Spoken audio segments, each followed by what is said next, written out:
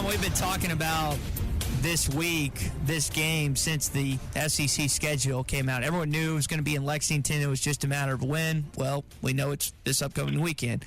Arkansas travels to Rupp Arena, take on the Wildcats. Cal spoke on it last night. What did you make of not just what he said last night, but his comments kind of leading up to this game Saturday? Well, good morning, guys. He's playing into it a little bit. He understands there's going to be scattered boos, but I cannot help but think that Kentucky will honor him in a very meaningful and respectful way. And the players who were, playing at Kentucky last year, Theo and Big Z and Wagner, they might get some scattered boos as well. But he knows what he's going into, and I think the way his team's playing, the more you can kind of make it about, they're going to get on John Calipari, maybe the better. Maybe that takes a little bit of heat off his team. I did think it was funny that he's taking so many shots, he's got bazooka holes in him, and so if you shoot him with an arrow, it just goes right through because there's already a bazooka hole there. That's classic. Yeah, like Swiss cheese or something. Yep. Yeah. So, I think hopefully this motivates the 8 guys that are going to play the minutes on Saturday. How big an edge, or is it an edge at all, Tom, that Kentucky has to play midweek and Arkansas is off and has all week to rest, prepare, watch film, watch the games? Is that any edge at all for a Razorback team that's 1-6? Yeah, good question. And did it play into Oklahoma having an open week and then winning here in a really tight battle on Saturday? Maybe so. I think if there's any edge to be gained, it's maybe having more lively legs on Saturday for Arkansas. But there's so many things they have to work out. What their offensive flow looks like. Why did Jonas Adu play the first half and not the second half? He's got to play. I mean, so he wasn't blocking shots. He wasn't. What was he doing? You can't have one of 8 not factor into a game. So they got to get him rolling. Defensively, they haven't been too bad, but their identity right now is just to be physical. They got to rebound harder. The offensive rebounds they got against Georgia, they didn't quite get that number. I mean, and guys were crashing in some too, but they weren't getting there. OU boxed out pretty well. So there's a lot to figure out, and obviously it's going to be a tough game. Kentucky, obviously they're going to be way up for their game. I guess it's tonight at Tennessee. Mm-hmm. And so, I don't know. Marginal in Arkansas's favor having the open week, but overall, Kentucky being at home, Cal coming home, et cetera, big time in favor of Kentucky. Yeah, and I think Lamont Butler, I know, is out tonight. I think Sarr is out tonight for the Wildcats too. So another factor, Tom, is they might not be fully healthy for the game against the Razorbacks. I know you're not with that Boogie out already, so the Razorbacks are already impacted, but they might not even have their full complement roster heading into this game. Yeah, they were missing some of those guys for the Vanderbilt game on the road the other day too. And, they came from 17 down at halftime, and that was the way Owe was playing. He's going to be – I mean, how are they going to guard Owe with his physicality? I mean, Adu has got to show up, and Big Z's got to – I mean, Trevor Brazil's got to show up in this game. So Kentucky's still got plenty of firepower. But, yeah, I mean, it would give Arkansas at least some chance if Kentucky's down a couple guys. Tom, I wonder your thoughts for this game on Saturday. Kentucky fans are going to be just, again, giving it to Cal. I think I would be surprised if it wasn't overwhelming 90%. I think there's some Arkansas fans that are still on the fence about supporting this guy. Now, if they start winning next year, they'll jump on real quick. But, I mean, what would this do for just the fan base to jump fully on board if Cal and company were able to win on Saturday? Well, it would be massive because it would be right in their face.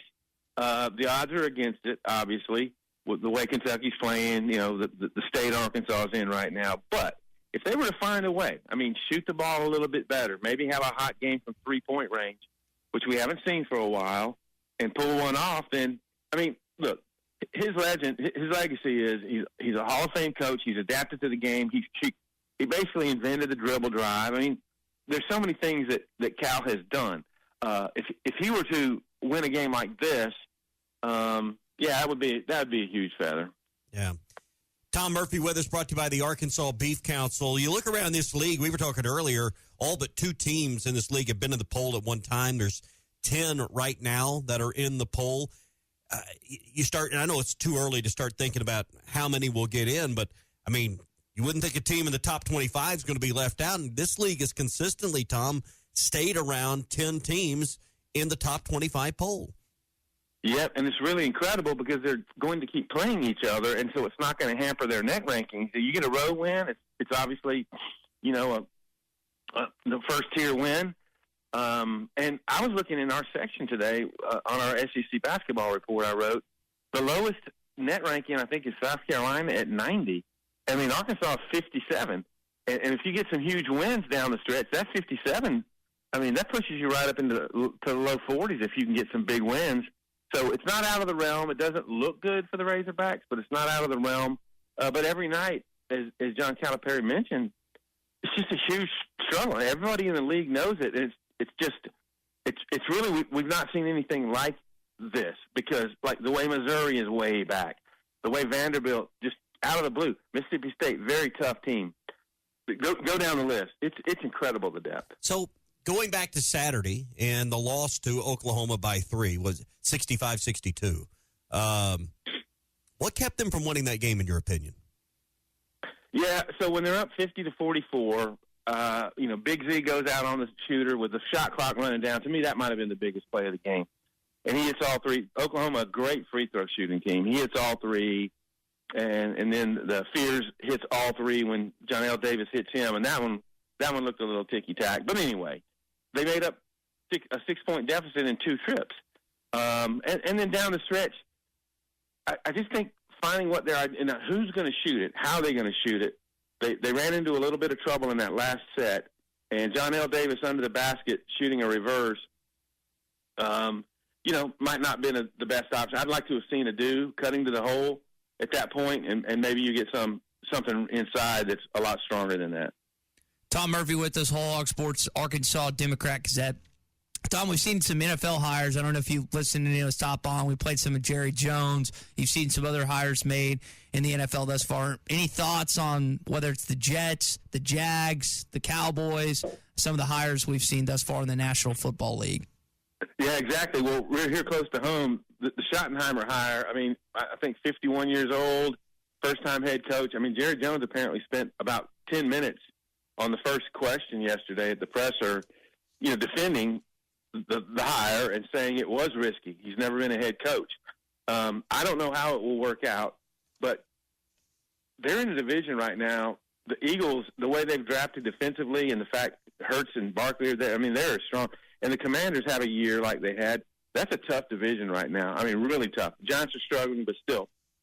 That's a tough one. Pete Carroll, going to be the oldest coach in the NFL for the Raiders. He's older than the owner. Tom, think about that. He's 73. Davis is 69. He is older than the owner of their team. It's just amazing. And how they build there. So Tom Brady's involved in this too, right? So that's going to be a real interesting puzzle. The fact that it's still a relatively new franchise in the desert. And they're in a brutal division too with the Chiefs. And the Chargers, I don't think are going to do anything but get better under Harbaugh. And, I love me some Justin Herbert too. So, tough runs, man. And you look at a team like my Falcons, you're like, how are they ever going to be any good, man, with all the improved teams around this league? I don't know. Tom, you got a desire to ever go to the Super Bowl? I know that New Orleans, the Saints are not exactly your favorite team. That's where it's at in 2 weeks. Is that? I know your schedule obviously is pretty busy this time of year, but if you could ever get off, would that be a destination you want to actually attend? It would be fun to attend one. I don't know about all the hype and celebrity. That's not my thing. I have covered one. Oh, okay. I covered one. It snowed and iced in Atlanta, and I was working for the Mobile Register. It was the Rams over the Titans. The game where the receiver for the Titans stretched out to try to score. Oh, yeah, McNair. I think on the last play of the game. And so it was a very dramatic game, but that's the only Super Bowl I've actually covered. Tommy, have you ever gone to Radio Row? Nope. Super Bowl? Okay. Nope. Thought about There'd it. There'd have to be an Arkansas connection or the Cowboys, obviously, for us to make it worthwhile. But as close as, my dad was like, 6 hours, not that far. I just don't want to spend $6,000 to buy a ticket. I don't. That's for nosebleed. That seems expensive. Tom, do you have a thought on the Chiefs? I'm not gonna lie. I'm sick and tired of bandwagon fans. This team keeps on winning. Reps help them out. Any thoughts this weekend or just overall in Kansas City? Here are my thoughts. I love Pat Mahomes, and I'm a Chiefs fan. They're my second team. However, I like the Bills. I like their color scheme. I like Josh Allen, and so I kind of wanted to see the Bills win and maybe get their first Super Bowl. I'm not the kind of jealous type that doesn't want the Vikings or a team like the Bills to win their first Super Bowl before us. That doesn't bother me. But I did see the stat late in the game that the Chiefs had won, was it 16 one-possession games in a row? It was an incredible number. Yeah. And I was thinking my Falcons are part of that from this year when a Chief got away with a double forearm shove in the end zone that had it been called, we could have easily won the game. So that little tweak of it does bother me, that they do seem to get the favor of officiating and winning close games. But look, the franchise, Andy Reid, Mahomes, I love all that. I know. You talked about the Bills for a sec. Tommy, could you see Tom jumping on the table and being a member of the Bills Mafia? Could you envision Tom doing that?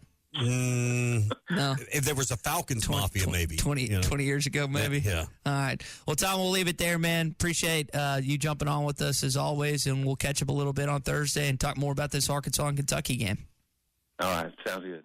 BetOnline is the world's most trusted betting platform and your number one source for online betting in 2025. Whether you're a seasoned fan or a first-time bettor, BetOnline is your ultimate game day companion. With the largest selection of odds on everything from football to NBA, college basketball to NHL and UFC, BetOnline is your number one sports betting source for the new year. From every touchdown to three-pointer and hat trick, BetOnline has you covered with odds, stats, and more for every game, every play, and every win. BetOnline, the game starts here.